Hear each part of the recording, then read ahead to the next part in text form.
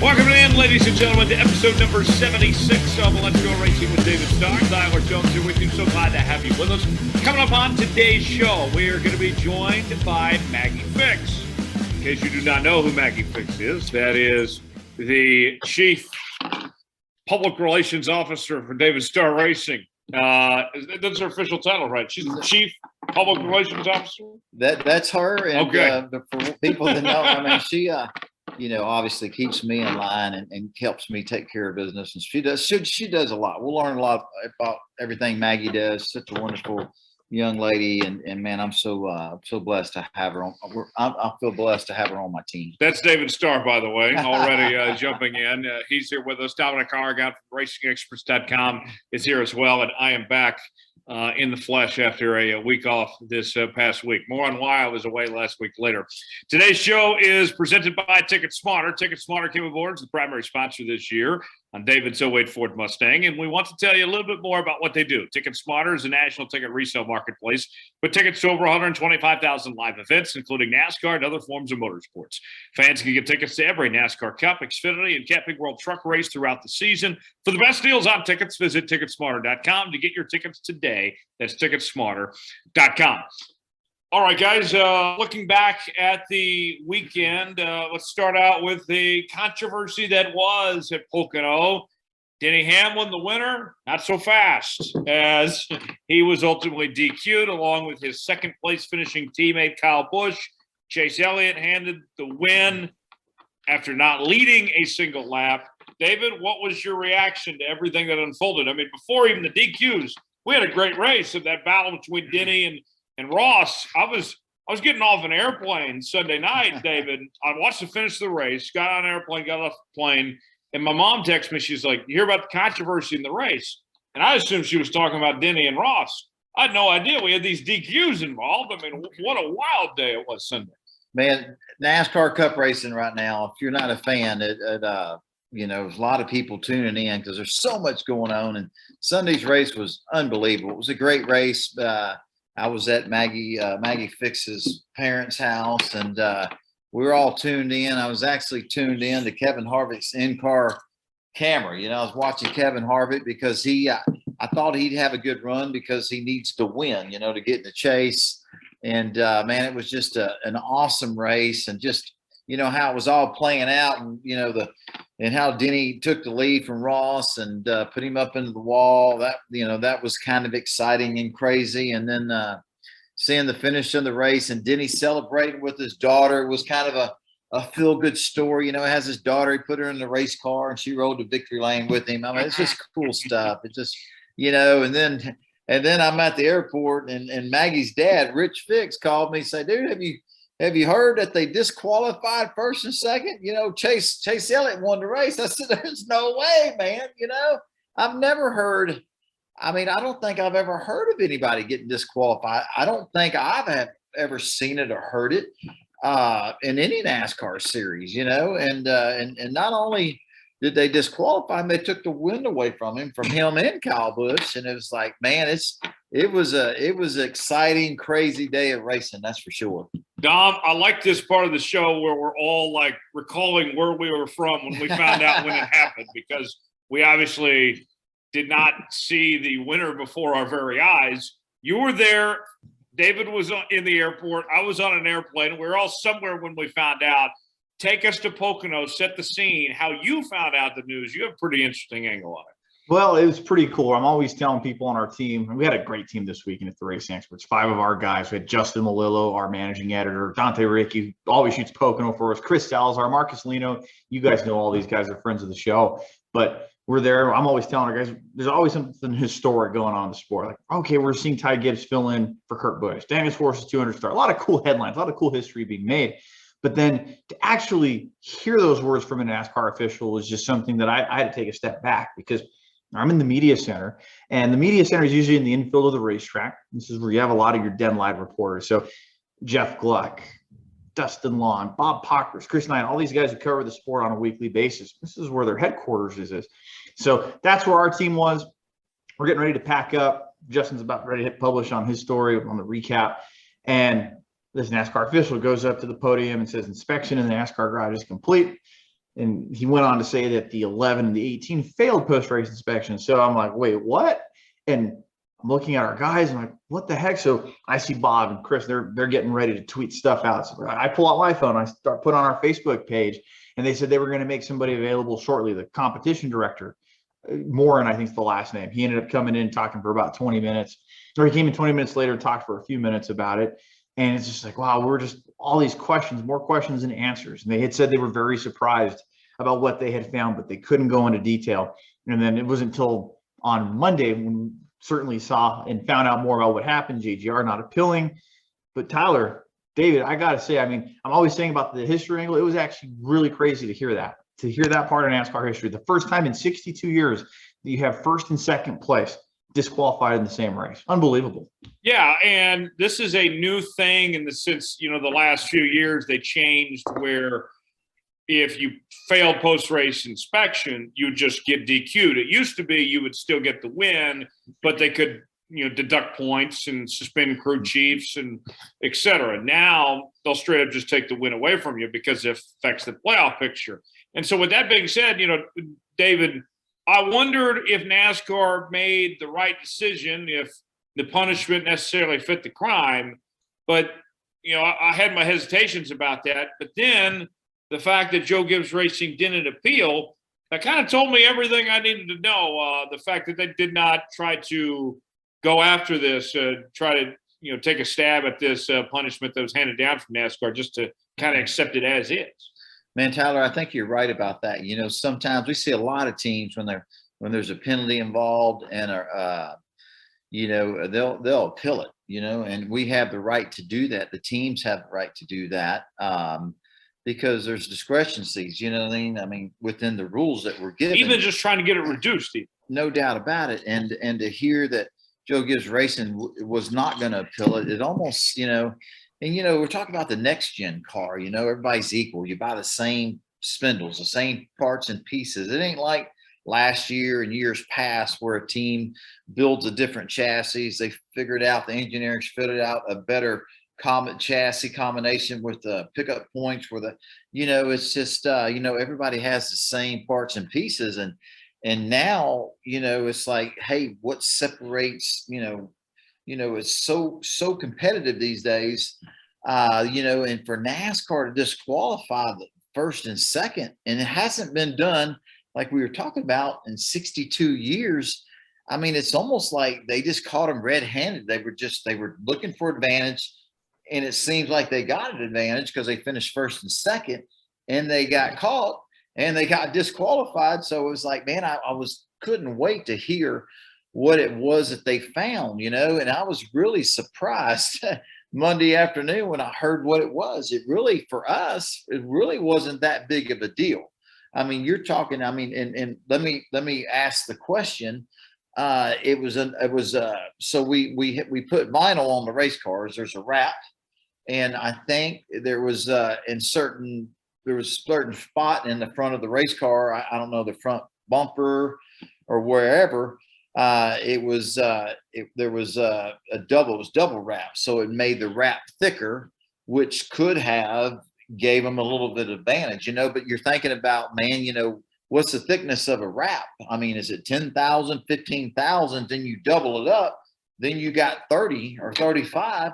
It's really not that big of a deal, but to us, but to NASCAR's eyes, I mean, for something that hasn't been done in 62 years, for them to disqualify Denny, Hamlin, and Kyle Busch first and second, then it must be a really big deal than what I'm thinking, you know what I mean? Because, I mean, this just doesn't happen. Well, and Dominic, with this new car, as David was saying, there's just things that you don't need to touch like you've done in the past.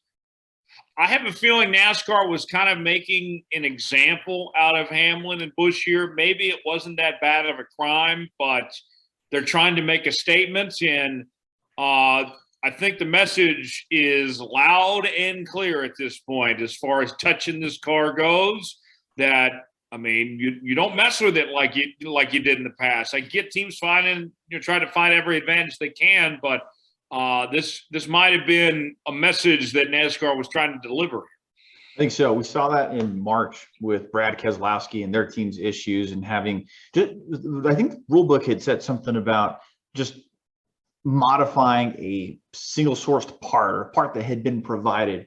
And like you look too, and we're going to talk more about it in the news and notes segment as well, but Michael McDowell coming down with this penalty Tuesday, 100 points, $100,000 for the team fine for the crew chief and a suspension of 4 races. You're right, Tyler. I drive back to what you just said.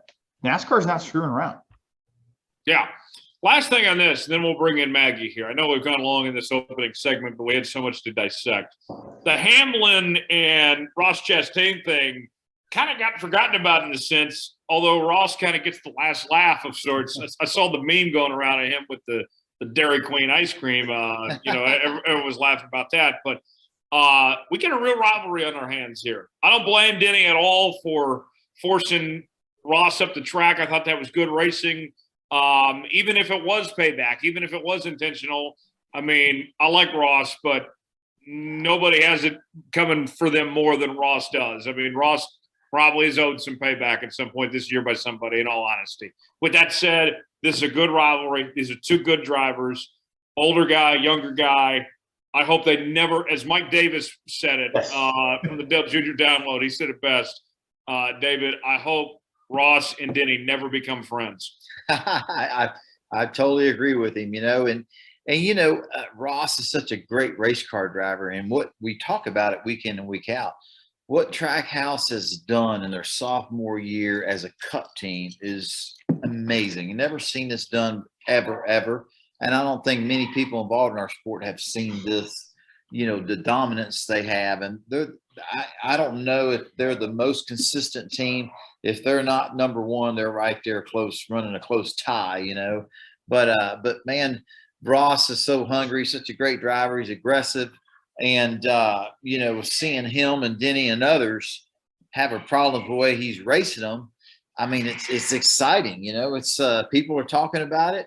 Whether it's right or wrong, it brings a lot of new eyeballs to our sport, makes it exciting, and what Denny did Sunday afternoon to run Ross up into the wall, it was kind of interesting that Ross didn't turn left and spin him out in the process, but he didn't. And it did take the win away from the Ross, because I thought Ross was going to win the race up until that point. Well, if Ross would have finished second, it would have won too. Yeah, but man, I hope they never become friends. And and really, as race car driver, I mean, I'm going to race everybody like they race me, and if somebody bumps me and spins me out, wrecks me, then, when there's a time and place for it, I mean, they need to know that it's going to come back. That's just racing. Hey, we're going to race hard. We're going to trade paint. We're going to beat and bang, but spin me out, race me dirty at times, and it's coming back to you. But Dominic, Tyler, I agree with you. I hope they never become friends, because it makes it more interesting to watch it, Dominic, in regards to this, rivalry, this feud between Denny and Ross, and I think I read a stat that no driver is responsible for more wrecks in all of Cup this year than Ross Chastain. I mean, with that said, I don't think Ross is doing things intentionally. I mean, I don't think that I wouldn't even call him a dirty racer. What I would say is that Ross Chastain is a young driver who is reckless, who is still figuring out car control, takes some chances. I don't think he means to bump guys and race dirty at all. That's just, I mean, it's just, I think he is different than most of these younger drivers. We complain all the time about young drivers not being aggressive enough. And here's the one guy in Ross Chastain that is the 180 of that. He's overly aggressive. I think he's going to be fine. He'll figure this out. He's not a dirty racer. He's just a little reckless right now, and that'll come with age. I think there's a lot of growing pains with with the position he was in, running 2 seasons in subpar equipment in the Cup Series, and then all of a sudden you're in a top 10 car. There's some learning that comes with that. And I want to say it was Jeff Burton who had said it a few weeks ago on NBC Sports. Yeah, the guys you race for 20th and 30th, they're going to race differently at that point of the pack. They're going to race differently in the top 10. And Ross just has to learn that. And he has to learn how those guys race at the front, because he's not used to racing them. It's just a matter of learning. Yeah, and hey, let me throw something else in there. This new next gen race car is new. It's new for everybody. You know what I mean? And being aggressive and certain time, you don't know. They're just learning, and I think they've all pretty much know what the car is going to do. But sometimes when you put your cars in a certain situation, this is a new design, totally different race car from last year and the years past. So in Ross's defense, and sometimes you just don't know. You don't know, and it's like, man, boy, did I learn you can't do that. But in the process of learning, you ran somebody over and wrecked them. But he just they have fast race cars. Ross Chastain is one of the best race car drivers out there, and he's very aggressive. I love it. I love it. I love it for our sport. I love it for the fans. I like the rivalry. It's exciting. Just makes the race even more exciting to watch every weekend. Yeah, for sure. Dominic, she's waited very patiently, but like we said, we had so much to get to, but we're excited to bring on Maggie Fix to the show. Tell us about Maggie before we bring her in here. Well, I'll tell you guys, we give a lot of credit to people that have had their hand in helping this podcast get started. Maggie was actually one of the gatekeepers, making sure this even happened in the first place when she was working with David and trying to figure out, okay, is this going to be a good fit, right? She kind of vetted, right? David, she was your gatekeeper. But even more so important than that, I think this is somebody that a lot of people know. If you're in David Starr Racing Circle or if you're a fan of Starr, you know that Maggie's his right-hand person. She's the one at the track getting everything done, balancing 10 different roles at once. And on top of that, she has a lot of other roles too. And we're going to get to learn a lot about that tonight. Maggie, thank you so much for joining us this week on Let's Go Racing. Well, thank you for having me. I'm so excited to be here. And honestly, looking through your past guests, I feel like I don't even belong here, but I'm really happy to be here. and Maggie not only, as we mentioned, works with David and helped us get this show started. You're a regular listener to this show, a loyal listener at that, Maggie, trying to keep up, make sure David doesn't say something he regrets.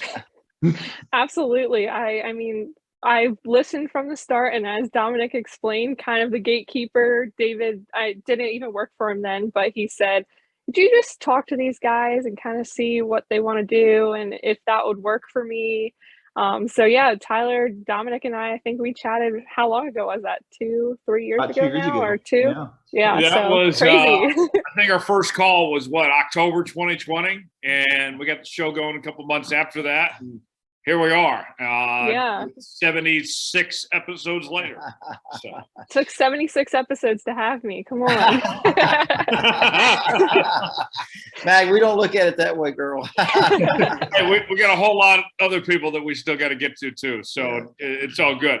Maggie, let's start. We always ask people where they started in the beginning. So for you, what is your story? What's the beginning for you? Would you say, when did your love for racing and NASCAR begin? So I would say my racing love, I guess my love for racing kind of came backwards. So my parents met David, I think in 2014 or 2015. Their friend took him to the racetrack at Dover, Delaware, and they met David. I think they went to dinner with him and just absolutely loved him. And then the next year, of course, he needed a sponsor. So he called up Missy and Rich Fix of Alarm Tech Systems. And I think they bought maybe a hood or something. Not much, but they get there and they have the whole car. So my dad always talks about that and how great it was. That was when he was driving for Jimmy Means. So I didn't meet David until 2018. So I was looking back, which is crazy because we've only now known each other for, I think, 4 years. But seems like much longer. David's kind of like family. So after meeting David is when I kind of got into the dirt racing scene. So I met Kenny Bach, who races a 602 crate, and helped them get their social media started. My parents now sponsor him. And then we have 2 other dirt racing teams that we sponsor. Austin Michikowski, he drives a 270, and then the Ruffners, they're just little kids who drive quarter midgets, and it's just so cute.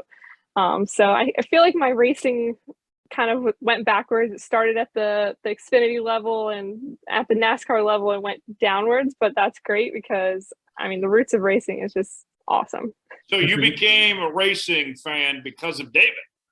I've essentially, yeah. I mean, my parents were always watching racing on Sundays, so I was always there in the background, but it wasn't really anything that I like tuned into. Sure. So kind of didn't catch my eye. I wanted to work for a baseball team. That was kind of my dream. So I worked for a minor league baseball team before college and throughout college, and that was kind of the direction I wanted to head until I met David.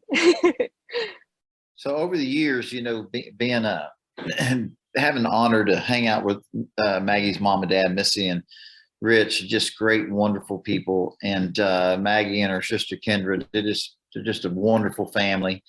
Maggie was in college, and when I would stay the night at their house, I get to visit with Maggie, and she's very sharp, very smart, and so I would bounce a lot of ideas off of her, talk to her about sponsors and people we were trying to get in touch with, and some we were working with. And she really, I could tell she was very passionate and had a lot of energy and a lot of want to. And I was just thinking, man, it'd be awesome if I could work with her, you know what I mean? Because she has everything, I thought she had everything that, that anybody would want to help their business. She understood marketing, she understood the PR side, and she was sharp. And so anyway, it's just so cool that we were able to come together and work together this year. And she's the sponsors love her. She takes care of all our sponsors, and when we have guests at the racetrack, she makes sure that even before they get there, that they kind of have an idea of what that weekend's going to look like. And she's just very good with people. And when you have sponsors, I mean, we can't race without TicketSmarter, Brett Baer, all the sponsors we have. And when they bring guests and they bring employees or friends, you have to make sure that they have a red carpet experience. And obviously I'm busy, I'm racing, I'm focused on the race car, and Maggie comes in and she really just takes them, and takes them by the hand and walks them through the whole process. And they fall in love with her, and they have such a great race experience. They want to do it more. And it's just, she helps me with everything, anything a driver has to go through. And it's not just the racing part. If I could just race the race car, it'd be awesome, but there's so much more to it than that. And she's just a crucial, a really very important part of all of it. And I couldn't do it without her. And I since I've only worked with her for 7 or 8 months, I'm thinking, man, I wish I'd have had her 15 years ago, But Maggie's wonderful. But yeah, our sponsors, when they bring guests to the track, some of the people have never even been to a race before. So just kind of imagine how overwhelming that could be for someone who's never been to a race to kind of start from ground zero and say, all right, you need your credentials, this is the schedule, here's the map. And it's overwhelming for people who have never done it before. So absolutely. We had a little sponsor this week, and God, Maggie, help me out. Campbell Electric. And our sweet friend, my mind's going blank. What was her name, Maggie? Tiffany. Tiffany. Tiffany's just a wonderful person. Can't believe I just went blank on her name, but Tiffany's such a sweetheart. I've known her for years. And man, I said, hey, look, just work through Maggie, email her your logo, this and that. And man, she hadn't even met Maggie yet, just talking to her on the phone, and Maggie working with her, making her feel so comfortable. She fell in love with Maggie. She didn't even met her, you know what I mean? And that's usually 99.9% of the people that's their response about Maggie. She's just so such a sweet person and very helpful, and it's just wonderful. That's great. That's awesome. So Maggie, I mean, Dominic and I, we've gotten to know David real well over the years. Obviously, since you know him like we do. Let people in a bit. What's your favorite memory, or maybe something goofy or something that comes to mind when you think of David? Give us the goods. Spill the beans on David. Oh, Well, I would say this year at Darlington, we were just, I don't know, we were goofy for whatever reason. And we decided after the race that we were going to go to, I think it was Florence racetrack. Was that correct? Yeah, Florence, Yeah. Florence, South Carolina, they got a half-mile asphalt track. So it was like on and off raining, on and off. And so David called the first time and he said, "Hey, are we racing today?" And the guy on the phone was like, "Yeah, heck yeah, we're racing." So we were like, awesome. So we went to Firehouse Subs. Of course, David has to get his Firehouse Subs. Got our subs. And then it started downpouring again. So then David called back again and he got to the voicemail and he left my Uncle Sean's phone number to the guy to call back. And he said, "I'm Uncle Sean from Reading, Pennsylvania, and I'm here to watch a race, and I just need to know if we're racing tonight." Left his phone number. The rest of the week, anytime someone would call or say anything, we go through a drive-through, we're telling people to call Uncle Sean from Reading, Pennsylvania. Hey man, if you can't have fun, hey man, we love to race, and man, it's we're so passionate about it, love it, but you gotta enjoy the process. You know what I mean?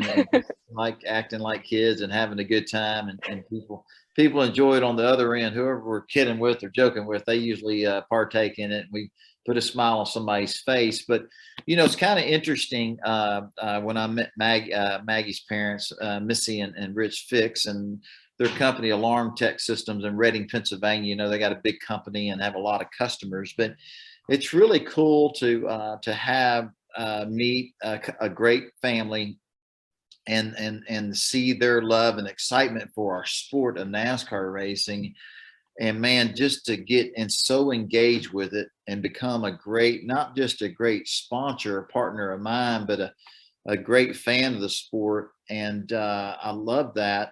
But the cool thing that happened with, then you know, Maggie gets involved, and there's other people in the area that race these dirt modifieds and sprint cars, and to see Alarm Tech Systems as a company and as a family start sponsoring other race cars, not just NASCAR, but sponsoring a sprint car and micro midgets, and you know, and big block modifieds, Kenny Brock, and maybe did I say his name right? Bach. Kenny Bach. And it's kind of cool now when I go to Reading, Pennsylvania, you know, and if there's not a NASCAR race, hell, we're going to a dirt track somewhere and watching one of the Alarm Tech System cars that they sponsor. So it's kind of cool to see their passion and their excitement for all forms of auto racing. And it's kind of cool to see them help other drivers, you know, because as all of our racers, everybody that's ever raced in NASCAR or not even NASCAR, you know, up through the early years and up until the point where you become professional, there's such a lot of sponsors and a lot of people that are responsible for that. And it's cool seeing Alarm Tech Systems and Maggie's family and parents, you know, help other people to achieve their goals. It's a really cool story, you know, and the cool part about it is Maggie loves racing as much as I do. You know, it's hard to, and as much as you guys do, you know what I mean? It's kind of hard to find somebody that loves it like we do, because we're pretty passionate about it and love something so much. And it's cool to meet a young female woman that's real smart, that loves it as much as we do. I think it's just a cool story. So Maggie, know you really enjoy motorsports yourself, but did you ever try your hand at racing, or did you ever want to get behind the wheel, or is that something you still would maybe want to do down the road? So that's actually a really funny story, and I kind of figured it would come up, but my dad bought me a go-kart when I was a kid, and it's a little two-seater go-kart. We have some property that we can run it on, and we had golf carts that we were just kind of driving around the field, but my dad got me this go-kart. I was really excited. I get all suited up, like we had a helmet and everything, and my first time in the car, the whole family's watching, and I run right into our pool deck, like head on, bam, into the wall. So then as soon as that happens, I unbuckle, I take my helmet off, I throw it on the ground, and I run in the house crying. And I think I wasn't destined to be a racer. Well, that's a little bit better than what Dominic did. What did I do, David? Refresh my memory. Well, I don't know. Refresh our memory about your dirt track days when you jumped into a dirt track car not too long ago. Oh yeah. So for the first time in my life, I hopped in to a real race car on a real racetrack, and it was the first time I was doing stick shift. So that was a fun time trying to figure that. And once I finally did with the H pattern, got some really cool laps in. And when I climbed out of the car, the guy that had let me test his car, he's like, "Man," he goes, "I told you not to wreck it." I was like, "No, I know." And he's like, "You could have gone faster." Oh my I gosh. think I was hitting the corners at about maybe 50 miles an hour, but it was a 1986 street stock, it was a Monte Carlo body. So it had the Oh, flat that's window. awesome. Really, really nice car, very nice body to it. Kind of reminded like the Jeff Bodine, Dale Earnhardt Monte Carlos from the 80s. So really cool to hop behind the wheel, and you start going faster and faster. And it was a third mile clay mile track in Grants, New Mexico. And I'm going through the corners, and I can just feel the racing surface changing beneath me ever so slightly every lap. So adjusting the line, approaching the corners different. It was a lot of fun. That is awesome. Absolutely, man. I can't wait till all of y'all, even you, Maggie, come to our Team Texas yeah. driving school and drive one of our NASCAR race cars, man. That's gonna be So Maggie, what we're doing on Labor Day weekend, Tyler and I are going to be a part of the racing school. We're going to go through the motions. We're going to learn everything we can, and then it's game on the racetrack. Is this something you're going to partake in? I mean, this is the first I'm hearing about it, but maybe. I always hear David say people cry the first time they are in the race car because of tears of joy, but I think I might have like tears of fear coming out. That's funny. Maggie, beyond just what you do at the racetrack, I mean, you have your day job, and you mentioned you've worked in minor league baseball, but I mean, the marketing and the PR side of things too, that's for you has been beyond NASCAR. You've done all sorts of stuff already, haven't you? Yeah, so in high school, I started working at a minor league baseball team in Reading. So they just hired me as a high school intern, and I would just kind of watch everybody work all day. I knew that this was kind of something I wanted to do. Working in sports was something that you have to really work your tail off to do. So I knew that's where I wanted to be. I kind of learned the community outreach, group sales, sponsorship sales. They were small, but it was still like kind of that groundwork that you needed to know. So I was also the tooth fairy. So I would skip around the bases during the game and clean off the bases. But after that, I was offered an internship at Turkey Hill Dairy in their marketing department. And I knew that they traveled throughout the summer. So that kind of was interesting to me. But I knew I needed to learn something elsewhere. And I'm really glad that I did, because it gave me the opportunity to travel. We went to Portland, Chicago, went around Maryland, New York, just sampling ice cream, doing kind of activations that you see at the racetrack every week out in the fan zone. That was pretty much what we were doing, just at different events. And through that, we were also selling sponsorships. So we'd have to like sell ourselves to be at these events to hand out the ice cream. So worked there up until COVID, and then COVID kind of shut down the internship program at Turkey Hill, and I ended up working for my parents at Alarm Tech. So that's what kind of landed me here. And Alarm Tech, for people that don't know, what is Alarm Tech? What do you guys do?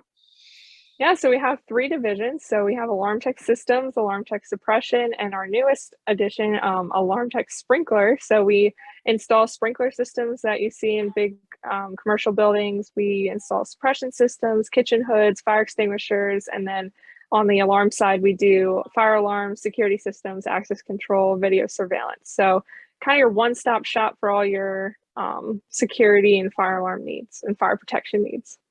Perfect. And Maggie, tell them how busy y'all are. They got so many customers. They do such a great job that, man, they can't find enough helpers. Yeah. The workers they got are awesome. And man, they're doing, putting big time cameras in big buildings downtown Reading. They got all kinds of customers. And it's always interesting to talk to Maggie's mom and dad and find out what's going on, because man, they can never catch up. They're way behind. No. And, you know, I said, well, hell, if you've was such a great company, didn't do such quality work, you wouldn't have that problem. So I believe that's a good problem to have. Oh my gosh. Yeah. Well, I mean, with everything going on in the world right now with like supply chain. We can't get fire alarm panels. We can't get access control systems, like the material that you need to complete the job. And then you don't have the help that you need to complete the job. It's just a trickle effect that we're experiencing. And I'm sure a lot of other small businesses are experiencing. Well, we're excited that that Alarm Tech system is doing well. Y'all are taking care of some great customers, and y'all got a lot more work. You know, they're growing as a company because, you know, I say that because we want those Alarm Tech race cars to keep showing up at the racetrack. You know what I mean? So I'm glad Alarm Tech system is doing well, and there's plenty of work, and the future looks bright. So that's a great thing. That's awesome. That's great. Maggie, what about the future? I know that you enjoy working with David and everything going on at Alarm Tech. What's next for you? What do you want to accomplish? You want to keep on working in the sport, or do you got some other things in mind down the road? No, I would love to keep working in the sport as long as the sport will have me, and just keep working hard and hoping that I can stay working in racing. But obviously I always want to help the family business when I can. So finding something like this where I can balance both of that would be great. But I don't really plan too far ahead of like what I want, like my big goals are, because they've changed so much in even the past 4 years that I just live life, be happy, and whatever comes next comes next.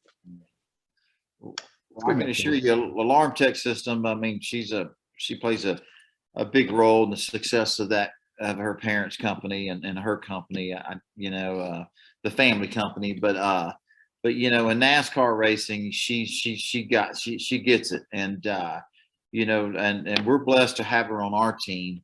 But in the future, you know, if she's ever without a job in racing, it won't be long, because there's others that have already noticed her and the teams, and she'll have a big future in the sport, no doubt about it. You're not letting her go, are you? No, hell no. I fired. I'm just saying that, you know, she won't ever have to worry about employment in racing as long as she still has a passion and for it. You know, I just see people talk about her, and she'll always have a job in the racing business if she wants it. You know what I mean? She sure will. And Maggie, you definitely do a lot for David, and you do a lot with the family company. So you've kind of given us a little that peek inside of what you do with the family company. But like during the week, during the race season, what are some things that maybe the fans don't know about that you're doing behind the scenes? Or what are there things that you do for David Starr Racing in those days leading up to a race weekend? And what does a race weekend look like from your perspective? Yeah, so I mean, I don't even know where to start. What do we do? I send everybody, when people call me, I'm like, call Maggie. So yeah, I run all of David's social media accounts. So whenever you see David Starr Racing active, that's me. And then I also take care of our sponsors. So they'll email me just to coordinate things. I send them schedules. I do little graphics for like race weekend of like what time the race is, all of that. Oh my gosh, I write press releases when needed, schedule David's travels. So when he's flying out and flying back in, which sometimes is the hardest part of my job. He changes his mind every day when he wants to leave. What else do I do? I guess when I'm at the track, host the sponsors, and I just designed my second hero card, so those will be dropping soon for all the fans. Awesome. Very cool. Maggie, Dominic and I, we need our own hero cards. All right, well, that will be we'll talk about the price of that. No. Put it on David's tab. Yeah, there we go. Oh, okay. That's what I told people all weekend this weekend. So, Maggie, hey, man, Stan Ross with TicketSmarter and just, I mean, and Brett Baer and all our partners, when you're so blessed to have just great companies support you, in everything you tell them that what the sport offers them. And when we sell people on getting involved in our sport, me and Maggie have to make sure that everything we told them it's going to happen. We have to deliver. And man, we deliver everything we've ever told anybody plus, you know what I mean? And Maggie plays a big part in that. And she just does a lot of stuff with the racing team I work with and their social media. And she just takes care of all the loose ends and just makes it all successful for me. It makes my life a lot easier where I can just focus on, in my job and racing the race car and working with Jason Miller, my crew chief, even my team, all the guys on the team. They all love her and she helps them. And, it's just, there's a lot, you know what I mean? And every day's different. It's not the same routine every week. Everything's different. And, it's a lot of fun. And again, Maggie just does such a great job. Kenny Bach, her modified driver, and they race these big block modifieds. I mean, she really did a lot for that racing team and still kind of involved with him. And again, I'm just blessed to have her on our team, and like I said, she's just a wonderful girl. So, yeah. Yeah, that's terrific. Maggie's going to stick around, and we'll have our news and notes as well as our Ask David segment in just one moment. Today's show is presented by TicketSmarter. TicketSmarter is the official ticket resale marketplace of Worldwide Technology Raceway, where David won in 2004. Fans can also get tickets to any type of event, including sports, concerts, and theater productions. TicketSmarter is committing to helping those in need by donating $1 from every transaction to various charity organizations. Head over to TicketSmarter.com to find tickets for upcoming events. That's TicketSmarter.com. Dominic Aragon has this week's news and notes for the latest happenings in the motorsports world. Dom, what's going on? When it rains, it pours, and we're not just talking about the forecast at Pocono every year. On top of those penalties that came out from Denny, Hamlin, and Kyle Busch at Pocono, Michael McDowell's car was taken back to the Research and Development Center. Now, it is protocol that NASCAR will take top 5 cars and tear them down at the track. They do what they do, but they will also take cars back to their Research and Development Center in Concord, North Carolina, to have further inspection of cars. Usually, these are weekly things, and there's nothing that really comes out of them. However, this week, Michael McDowell's number 34 car was taken to the R&D Center, and upon review, NASCAR announced some penalties from Tuesday. McDowell did finish 6th in the Pocono race for his 8th top 10 of the year. But quoting what happened out of the rule book, and this has happened with Brad Keselowski's team as well, the team was pegged with modifications of a single source supplied part. So what part of the car remains to be seen at the time of this podcast coming out. But guys, if Michael McDowell makes the playoffs, he's going to be docked 10 playoff points, and he's been docked 100 driver's points. So he's sitting 26th in points entering the Indianapolis GP race. David, McDowell has had a really good year. People know, of course, when he won that Daytona 500 last year, but that certainly wasn't a fluke. He had some good runs last year and this year, although he hasn't gotten to victory lane. That team, Front Row Motorsports, has been so good this year, much improved from even where they were last year. With that said, this is a big setback here. I mean, he could still make the playoff, but knowing that if they make the playoff, they're going to be starting from behind with a 10-point deficit there. Well, I mean, I can't wait to hear what it is. And y'all, we know, we talked about it. We know how, NASCAR is with this new next gen car. You can't modify, touch, grind. I mean, so it's kind of interesting to I can't wait to hear what it was the team was doing and what the penalty is going to, what the penalty is and what it's for. But man, Michael McDowell is such a great guy. And I loved it that he won the Daytona 500. And I'm so excited for him and his team because they've been really consistent. Hear Michael McDowell's name more often in the top 10. And in this past weekend at Pocono, to run 6th, they have really come on strong this year. And I would love to see Michael McDowell's team, Front Row Motorsports, make the playoffs. I think that would be just an awesome story. And I wouldn't be surprised to see him win a race here the next 2 or 3, 4 weeks from now. And they're a great team. They're kind of the underdog team, I would say. But man, they're a lot of people are noticing, and man, their performance on the racetrack every week is really it's really cool to watch. And man, like you said, Tyler, after winning the Daytona 500, I heard some rumblings from people. Hey, it's Daytona. He got lucky, and I'm like, man, no, he's a great race car driver.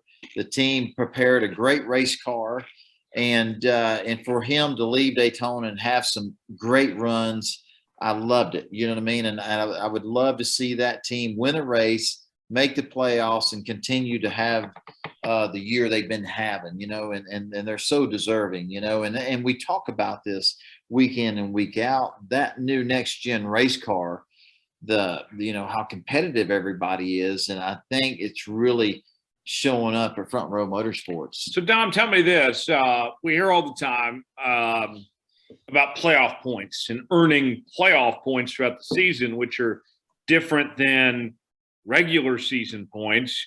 And, some guys maybe outside the playoff, but they've earned playoff points and whatnot. Put this into perspective for us. What does this mean for Michael McDowell to be down 10 playoff points, essentially? What does that mean for him if he were to make the playoff and be down 10 points from the start?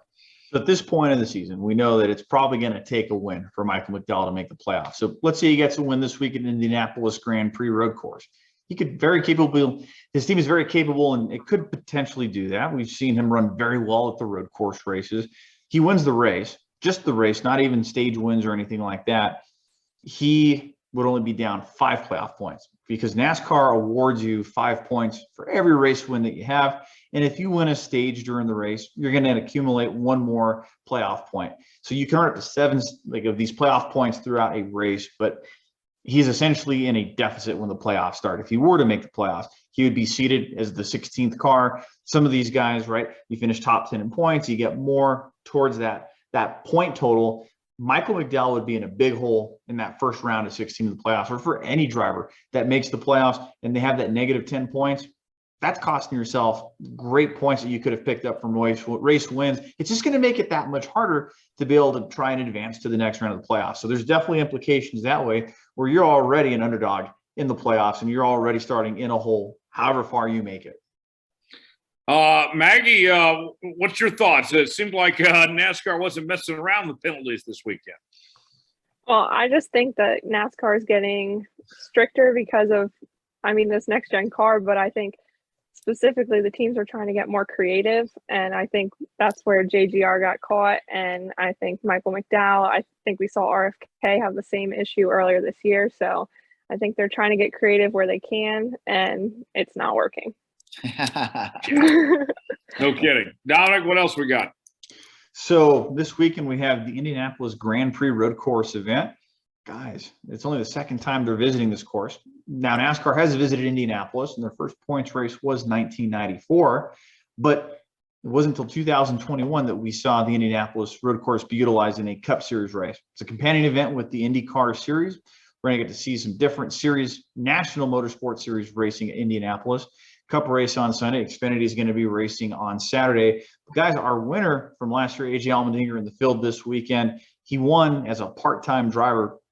Man, it's going to be awesome to see this Indianapolis road course. But I'm curious, David, you hear a lot of drivers talking about it. And I heard this a lot in the garage this past weekend at Pocono Raceway. A lot of drivers feel that we need to be going back to the traditional 2.5 mile, most famous track in the world at Indianapolis Motor Speedway. I'm curious your take on that. Well, man, I have to agree with the drivers because, man, when I found out years ago that we're racing at the Indianapolis Motor Speedway instead of Indianapolis Raceway Park, over the years, Indianapolis Raceway Park we race on Saturday afternoon, Saturday night. Truck race will be Friday night. Saturday night was the Xfinity race at Indianapolis Raceway Park. And then they said, hey, we're going to the Indianapolis Motor Speedway. And, dude, it was like going to Daytona for the first time. I'm like, I can't believe that I'm going to race at the Indianapolis Motor Speedway. I've been watching ever since I can remember, 3-4 years old, watching Indianapolis 500, watching AJ Foyt win and Rick Mears. And, there's so much history there. And I couldn't believe it, and when we finally got to race Xfinity race Indianapolis Motor Speedway, I loved it. It was like, man, it was amazing. And it's still amazing. And last year when they said, hey, we're going to race on the road course there, man, I was so disappointed with that because I was like, man, we can race on road course at Mid-Ohio, Watkins Glen, Sonoma. We don't need to do it at the Indianapolis Motor Speedway. And I was thinking that I didn't voice my opinion. I never said it publicly, didn't need to. because there was a lot of other cup drivers that were voicing their opinion too. And now I think they're voicing it a lot louder these days. And I do believe that Indianapolis Motor Speedway is so iconic in having, and it was big history back in 1994. I was there. I was a fan. I saw AJ Foyt run a NASCAR race at the Indianapolis Motor Speedway. And, it was so prestigious. There was not a seat. I think it was sold out, and it was sold out years after that. It's such an iconic race. And for them to change the format and make the Brickyard 400 a road racing track inside the Indianapolis Motor Speedway, I thought it really took away the iconic of such a big event. You know what I'm saying? It's like, man, it's Indianapolis 500, and NASCAR, it's the Daytona 500, it's the Southern 500, and the Brickyard 400. It's a huge event, and I think it took away some of the prestige of the event, putting it on a road course. You know what I'm saying? So I won't be there racing in my 08 TicketSmarter Brett Bear Ford Mustang, because it is a road course. And man, I would tell you that I want to be so bad being in Indianapolis this week, because I love going to Indianapolis Motor Speedway. And I wish we were racing on the 2.5, the big racetrack, and we're not. And I hope next year that the schedule puts us back on the 2.5 mile Indianapolis Motor Speedway. That's my opinion, and I love going there. Dominic, I get where David's coming from, but I mean, those last few years on the oval were not good. Those were bad races. I mean, this last car was not made for what the Brickyard is. Maybe the next gen car is different. I would love to see us at least test these cars, the next gen, on Indy, and see if it would be a good product. But I mean, at the bottom line, the last time we saw stock cars at the traditional Indy, it was not a good product. You're right. There were cars that you just couldn't get around, right? You saw Harvick lead the final laps there in that final race in 2020. Matt Kenseth was just right behind him. I think Kyle Busch was third, and they couldn't get around each other. But I did hear somebody say in the media center this week, and I can't remember the driver, but it was during one of those Cup Series availabilities. Somebody had asked the driver about running the next gen car and what that would potentially look like. And the driver said it was kind of hard to really think about, but based on how these cars handle in dirty air and traffic, even though it'd be harder to pass, he felt the racing would be closer and it would actually produce a good racing product. So I'm like you, Tyler. I mean, I would like to see a test. David, personally, I would like to see the 2.5 mile track back, but I guess that remains to be seen as what's going to happen in the 2023 schedule at this time. How about you, Maggie? You want to see NASCAR back on the traditional oval at Indy? Yeah, I think so now with this next gen car, like Dominic was saying, with what the drivers were saying about what the racing product would be on with the new car. I think we should give it a try, get the old course back, because I know a lot of people are upset with that road course. And now we have Chicago street course on the schedule that leaves another road course. We have Road America still. They don't get a race anymore. So I don't know. We have all these great road courses. I don't know why it has to be Indy. Yeah, I mean, the Indy road course, I like the Indy road course. It had some exciting races, both in Cup and Xfinity, but it just feels odd, though, to be going to a historic track like Indy and be running the road course there. Just something about it just still doesn't feel quite right as far as that goes. Picks for this weekend, Dom. Who do you like to get it done at Indy? Yeah, I'm going a little too cliche, but I like the hometown boy. I think he gets redemption from last year's race. Chase Briscoe is going to win Indianapolis. His second win of the year. That would be fascinating. Mm-hmm. David, are you picking Kevin Harvick? If not, who? Well, I mean, I don't think I'll be picking Kevin Harvick. I don't think his strong suits are the road course, you know what I mean, or the road courses. And, not only does Kevin Harvick, Martin Truex, you guys know whoever else. There's 4 or 5 guys that need to win bad, you know what I mean? But you can't count out AJ Allmendinger. Denny Hamlin's pretty sharp on the road courses. Chase Elliott, unbelievable road racer. it's hard to pick a winner, but Mr. Consistent, Chase Elliott got the win 3 weeks ago, backed it up with I think a second place finish at Loudon. Or no, I don't even know if he was He's second. coming off a win, David. He's coming off a win. I mean, we always talk about momentum. He's got momentum. Man, he's got a lot of momentum. You know what I mean? I mean, we talk about who's the led break. A lot of laps last week. Who's the break? But he led none. But he led none. And but we talk about who's going to be the breakout guy, who's the breakout team. And for me right now, if we had to pick somebody, I'd say Chase Elliott. I mean, he's just been Mr. Consistent, strong every week in the top 5, whether he wins. He was saying, hey, I don't want the trophy from Sunday at Pocono because I never led a lap and I didn't cross the start finish line first. So I really don't want the trophy. I don't care. I like his attitude, but he did win the race. And he was third. He was right there. And I think we're going to see Chase Elliott win the Indianapolis 500, not the Indianapolis 500, the Indy Grand Prix this weekend, no doubt. I got to go with Chase Elliott, too. It feels cliche, but he's the best road course racer in the sport, and he's on a roll right now. His team's got something figured out. He and Allen are just something right. I'll go Chase. How about you, Maggie? I'm going to go a little less cliche. I think Chris Buescher is going to get it done. He finished, second at Sonoma, finished 6th at Road America. I think they're right there, and I think if they put it all together, he might get the win and shake things up in the playoffs. Yeah. One more news and notes item, Dom. Kyle Busch, his sponsorship situation still is up in the air, and they're running on deadline now, and Kyle could be leaving JGR maybe out of all this. Feels like every time these guys have a media availability, somebody's going to bring it up. It's the elephant in the room. And that was the theme at Pocono Raceway this weekend. There were reporters asking Kyle Busch, are you coming back? Are you frustrated that talks aren't going the way you'd like them to? And he said, of course. I wish this thing was already said and done and dealt with, and we can focus on some other things. But it is what it is right now. And Gibbs kind of just taking the road where we're saying, you know what, we're trying to figure what we're going to do with this, and we'll come to something down the road. But right now, this is the biggest question mark, guys. I mean, is there a chance? Do you guys think that maybe we could see this 2-time champion step out and retire, maybe run the truck series or do something else? Is there a chance we see Kyle Busch not running Cup next year? No, I don't think there's any chance he doesn't run in Cup.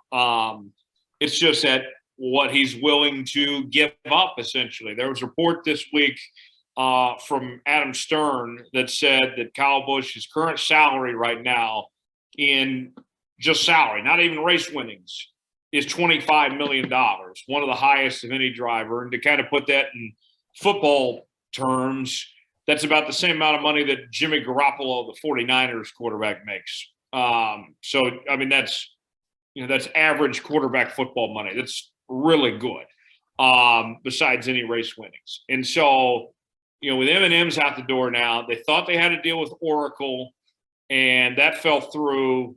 And so now trying to find sponsors just to get him at that $25 million salary, David, it's tough because, in their case with Gibbs, they don't necessarily have just the money out of pocket to pay that type of salary. If he went to Haas or Hendrick or Trackhouse or Penske, those type of teams could pay Kyle out of pocket.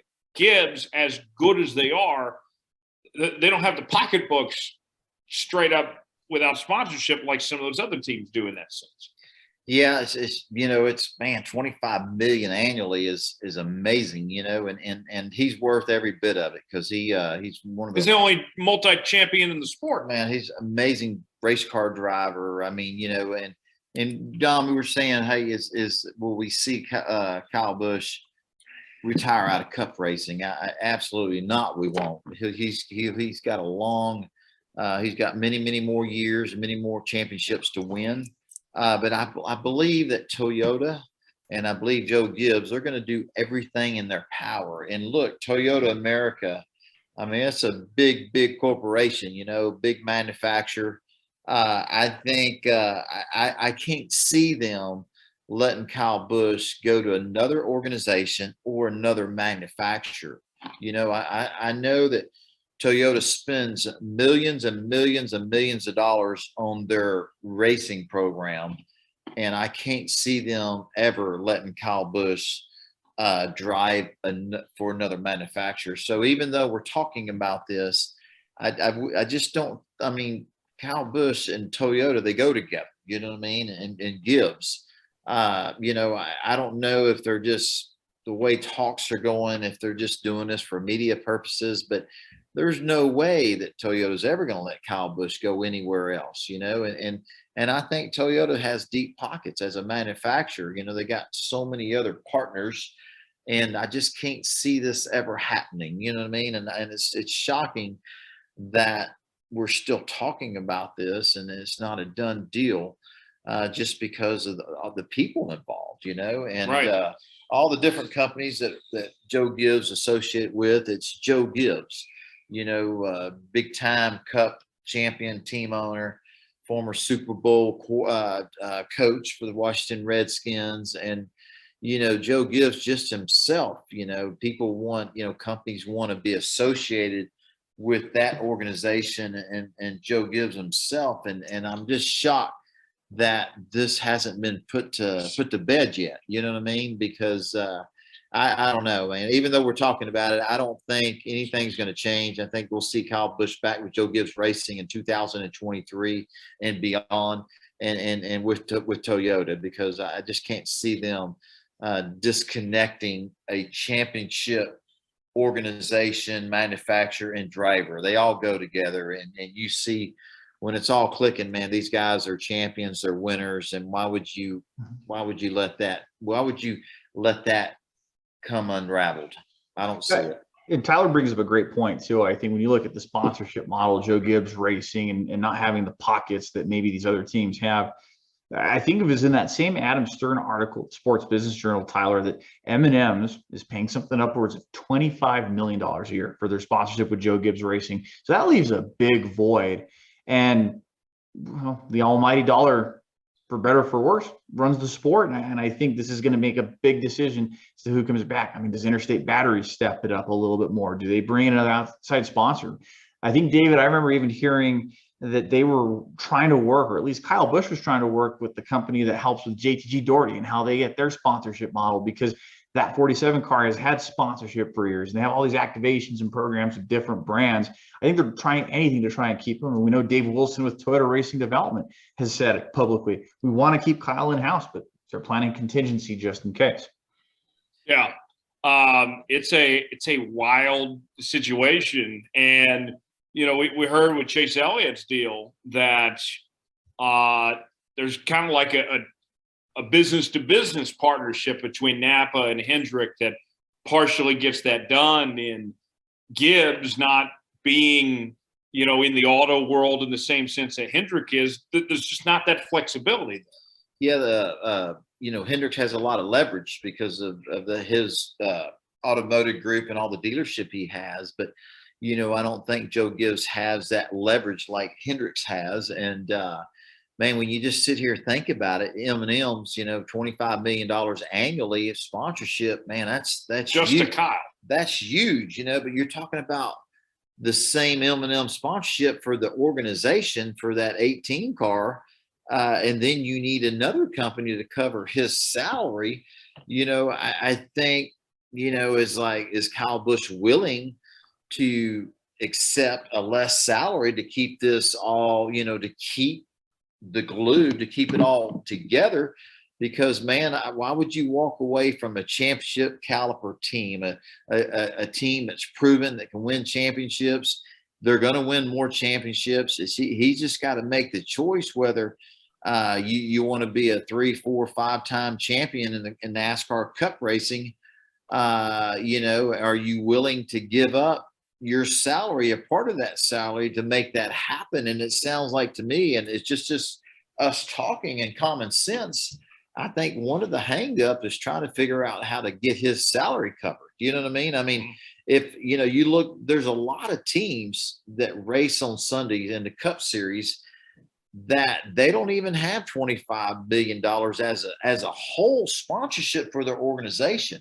Now, Gibbs as an organization that 18 car's got to have, I hear more than 25 million. You know, I hear numbers like 30, $35 million. And then you're going to then you got to add on another 25 million. Man, that makes, I guess it makes the situation more of a challenge. You know what I mean? So it's interesting because we talk about Toyota, we talk about, Joe Gibbs Racing, but we need to be talking about Kyle Busch. Is he's willing to accept a smaller salary to keep this thing together and to keep moving forward to go win some more championships, Maggie, we mentioned earlier with you working with sponsors and everything, this has got to be wild stuff, I imagine, hearing from your end, just like these dollars and cents wise, all this that comes down to it and what goes into the sponsorship stuff. What's your takeaway from your vantage point on all this with Kyle Busch right now? I mean, it's crazy to even think that Kyle Busch could not be in the 18 next year. And I know we've been following this story closely. David and I talk to Bob Pockris in the garage when we can, and we've been talking about this for months now. And I can't believe we're still talking about it in the same way. But I think Kyle Busch, he's great for the sport. He's a great race car driver, but he's probably not the easiest to sell to a sponsor who's not passionate about racing and who doesn't understand racing in that capacity. Just his attitude sometimes. Love Kyle Busch as a racer, but his attitude sometimes after he gets second place, still not the greatest. So I think that's probably, from a sponsorship perspective, tough to do. David makes it so easy. Yes, indeed.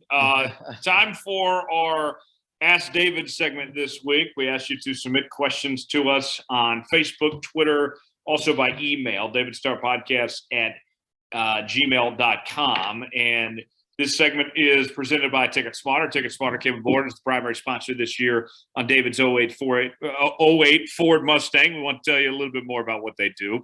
TicketSmarter is a national ticket resale marketplace with tickets to over 125,000 live events, including NASCAR and other forms of motorsports. Fans can get tickets to every NASCAR Cup, Xfinity, and Camping World Truck race throughout the season. For the best deals on tickets, visit TicketSmarter.com to get your tickets today. That's TicketSmarter.com. All right, our first question in the inbox this week, and this question comes from Maggie. Maggie, what's been the best part of your job so far? Oh my gosh. All of it. I just love being at the racetrack. Like, oh, my bad. I forgot to mention that's from Martha, by the way. Oh, you said it's from Maggie, and I was confused. Oh, yeah. I was like, I didn't ask Maggie, myself that. You, Maggie, from Martha. Thank you. Yes. Well, yeah, I would say just being at the racetrack, when I can be there and standing on pit road, it just feels so surreal. I get home on like a Monday or a Sunday, and I think, I can't believe that just happened. Like, I can't believe I was just there, and I just go back to my normal life and go to Target, go to work, and everything's normal. David, what's the best part of your job? Man, I love it. The best part is, climbing in that window and putting those seatbelts on and cranking that engine up and pulling out on the racetrack and racing. I love racing, but I'm gonna agree with Maggie. It's every aspect of it, to the energy, the excitement, the fans, the sponsors, the people that come with the sponsors. Seeing the fans get excited about them seeing race car drivers getting autographs and having our sponsors that don't want to leave, even when the race is over with, we load up the equipment, they're still around. I just, man, you guys, Dominic, Tyler, y'all get it, man. We love it. Everything about our industry is amazing, but I love every aspect of it. Is even a bad day at the racetrack is the greatest day ever. You know what I mean? And, I love it. I love the fans. I love my team. I love my crew chief. I mean, I love what we do. Maggie makes it fun to work beside her because she loves it so much. And I love her when she gets excited. So, man, we met Bob, Bob, was it Bob?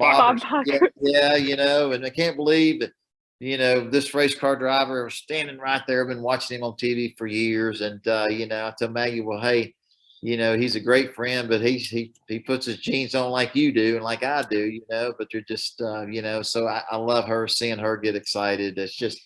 And man, it's just, I love everything about it. How about you, Dominic? Tell us something that, it's just awesome. What do you love about it, man? Man, I just looking at the racetrack, all the people, all the connections you make with this sport. It's fun to be out there chasing stories, trying to cover and being the stats guy and trying to find that cool next stat story to cover. But even just the people around the sport, man, you said it best, a bad day at the track's better than a good day at the office. And I remember Carl Edwards said that, and that always stuck with me. And I think that's a great motto to live by when you're, especially at the racetrack. Because I know there can be long days and tough days, and Maggie and David, you guys have a different view of that because you are actually competing and you're being a part of that process of the competitive side of the sport. But just being at the track, that environment, there's just nothing that can replace that, Dave. And whether it's 6 races you go to or 36 in a year, there's just so much to really take in at the racetrack. I love it. It's like a sensory overload experience. How about you, Tyler? For me, when I do, whether it's this job or, my NFL job, whatever it may be, it makes all the difference in the world to talk about stuff you're passionate about. I've worked in news, I've worked in weather, and, those are fun jobs, no doubt about it. I mean, it still sure beats working in an office, covering those things, they were cool, but there's still part of it that's work. Working in the sports world, it's so fun to talk about stuff you're passionate about that you enjoy. And to me, that's the thing, of working in something that you care about and that you enjoy. When I worked in news, like covering shootings or, weather-wise, covering, tornadoes or stuff like that. I mean, that's intense stuff. I mean, sure, we have some hard stuff to cover from time to time. Death happens and those are sad things, but most of our stuff is not that serious. It's fun for the most part. So that's what I'd say for me. It's just having fun and, talking about stuff we're passionate about makes a big difference. Next question comes from Paul. Paul wants to know, this one's for David. You get the bathroom question a lot, but what do you do when you have to sneeze when you're racing at top speed? Well, that's a good question. That's a great question, never Paul. thought of that. I never even thought about that. I don't remember ever having to sneeze, I mean, I don't ever remember sneezing, when I'm inside the car. I really, God, I can't, I mean, it's a great question. And, I would say that you just sneeze, you know what I mean? But I can't, I've never. Windshield wipers. Yeah, absolutely.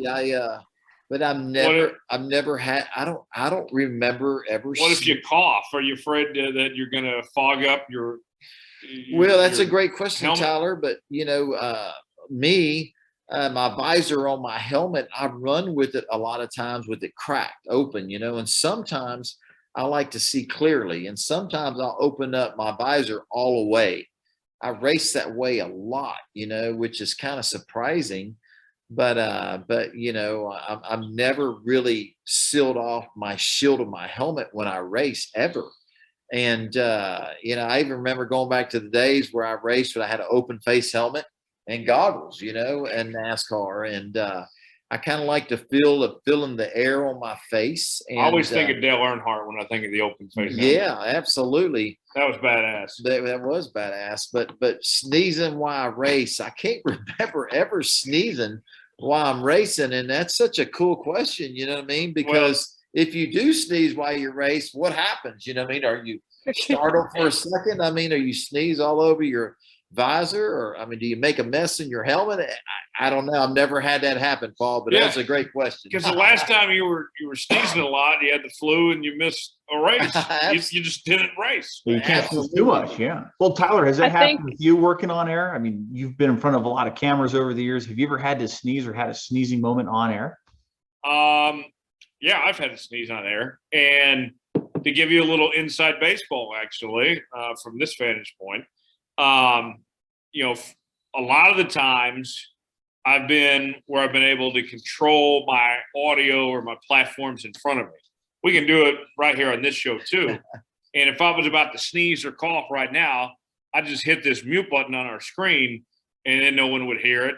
Or they might see me go off to the side or do something like that. But this past weekend, because I'm sure people were wondering, I don't know if Dominic said anything or not where I was at last week, but I was getting ready to go to Phoenix I was doing a gig for ESPN last week. Everything went great. Had a great time out there. Scottsdale might be the capital city now. The Summer of Jones, by the way. Oh boy. There. But that's besides the point. With that being said, on the mic boxes, when I'm doing this ESPN broadcast, there's two buttons. There's a cough button and there's a talkback button. If I'm talking in just the headset, then that can go live at any time, whether they tell me to or I know I'm live or not. I can press the talkback button and I'm talking directly just producers or guys in the truck, all that. I hit the cough button and then my mic just shuts off so I can clear my throat or whatever. So all the bells and whistles, the nuances, Dom, people have no idea sometimes that stuff. And those are great questions. Hey, Dom. Yo. Here's our cough button now. You have one? I don't. Well, I guess the new button. The new button. Yeah, the new button could work. Is that? Yeah, I can shut David off right now if you want me to. Oh, there we go. Hey, he just did it there. How about that? I think next time David's in the race car, he's going to be thinking about sneezing now. There we go. Yes. Hopefully, Paul didn't make you superstitious or make you overthink that when you're racing next, David. Yeah. That's funny. That's funny. That's a great question, Paul. Yes. But we got to run. It was good to be back. I had a good time last week, but always good to be with you guys. Maggie, you're always posting away on David's social media and do a great job with that. But let's get your social media following built up. Where can people follow you personally besides David's stuff? Well, on Instagram and Twitter, I'm MJ_Fix. That's where I'm the most on Twitter and Instagram, but you can also catch me at Starr_Racing if you don't follow that yet. So that's more important. So Maggie, tell them what people say. Man, David never responds. Yeah, back to Uncle Sean. My Uncle Sean was so mad at David because he did not text him back, but he was posting on his Instagram story. And I just looked at Uncle Sean like dumbfounded. I was like, what do you mean? And he's like, well, David's posting all over Instagram, but he's not texting me back. And I was like, well, what do you think my job is? And he's like, oh.